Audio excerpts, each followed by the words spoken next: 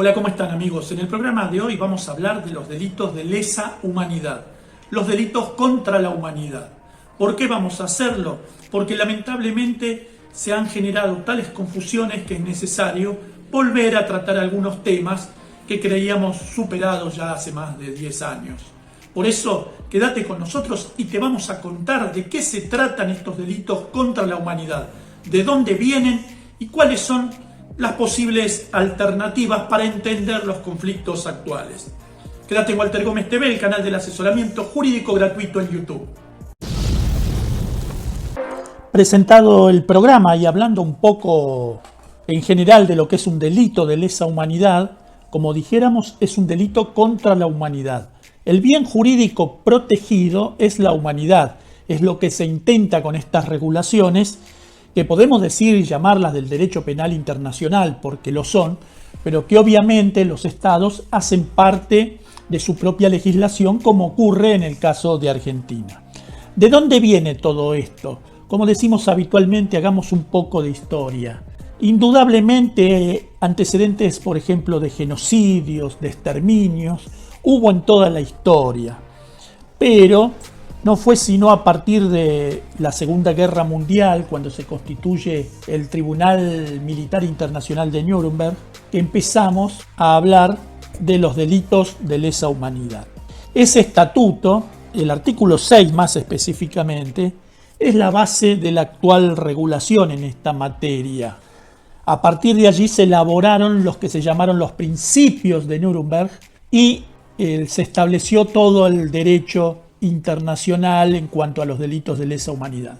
El artículo 6 de este estatuto, con el que se juzgó a los criminales nazis, establece cuáles son los delitos. Y en el inciso A establece los delitos contra la paz, en el inciso B los delitos de guerra y en el inciso C, que son los que nos interesa charlar hoy, son los delitos de lesa humanidad, contra la humanidad.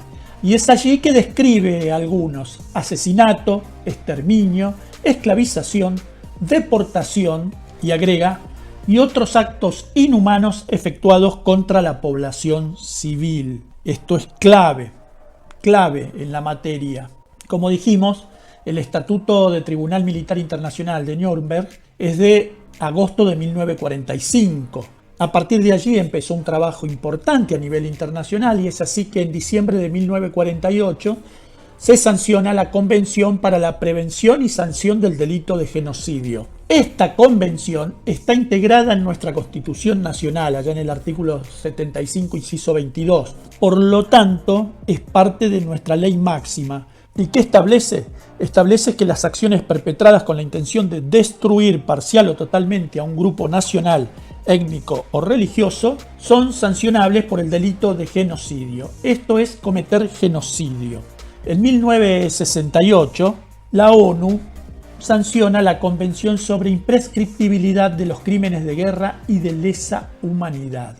Fue en noviembre del 68. En Argentina, esta convención también está dotada de jerarquía constitucional a través de la Ley 25.778. Es así que llegamos a la norma principal en esta materia, en la que se trabajó muchos años, que es el Estatuto de Roma. A nosotros nos interesa fundamentalmente el artículo 7, pero es interesante que lean el artículo 5 y 6 también. En el artículo 7 de este Estatuto de Roma, que es ley en Argentina, la ley 25.390 del año 2001, se establece qué se entiende por un crimen de lesa humanidad. Y dice que cualquiera de los actos que después nombra, cuando se cometa como parte de un ataque generalizado o sistemático contra una población civil y con conocimiento de dicho ataque.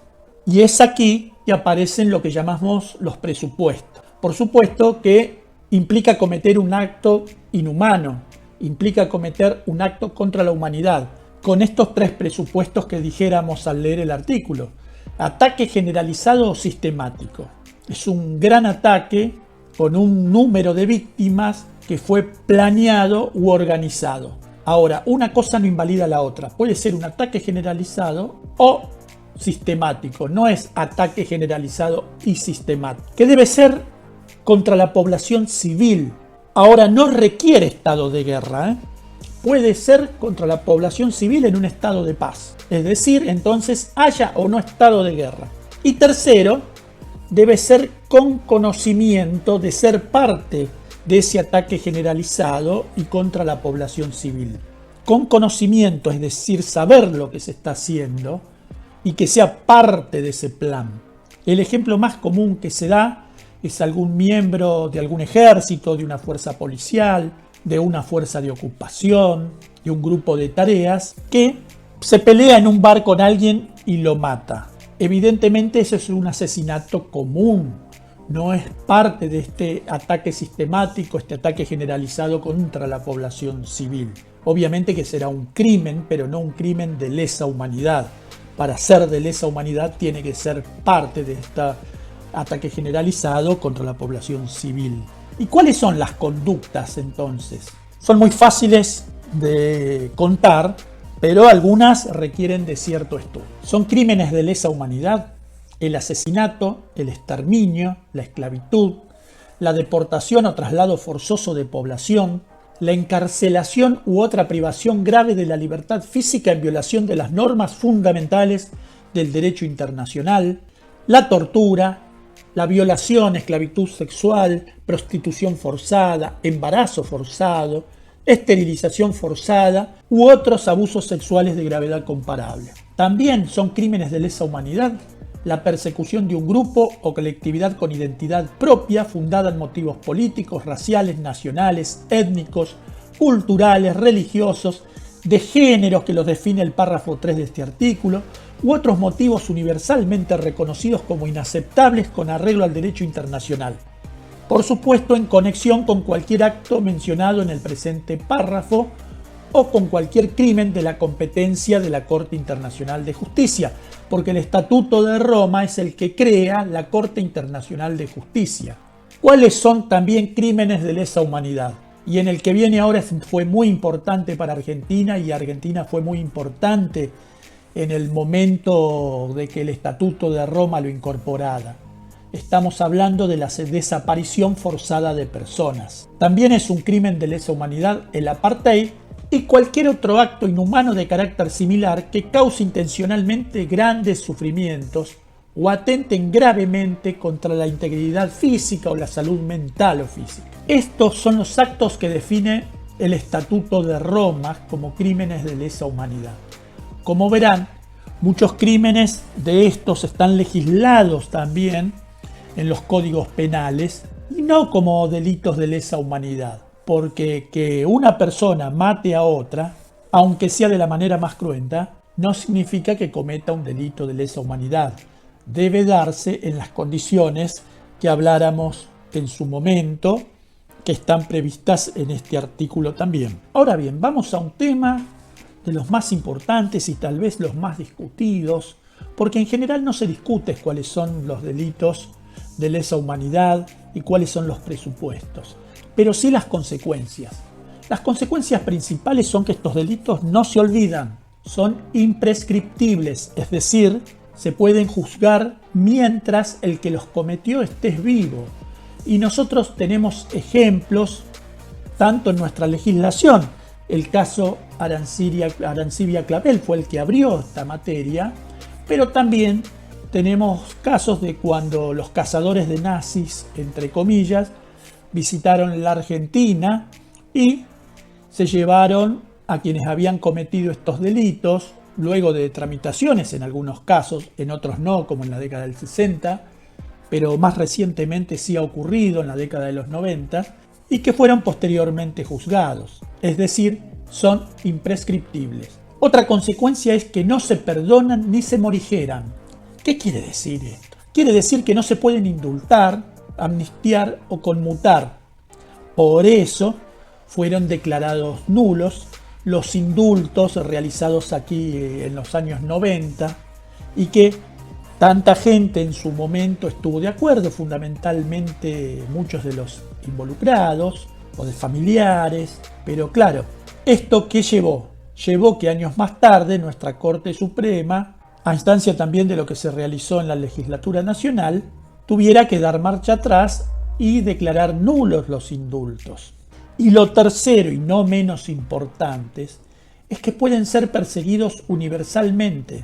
Es decir, cualquier tribunal en cualquier parte del mundo podría juzgar a un criminal internacional en la materia de delitos contra la humanidad.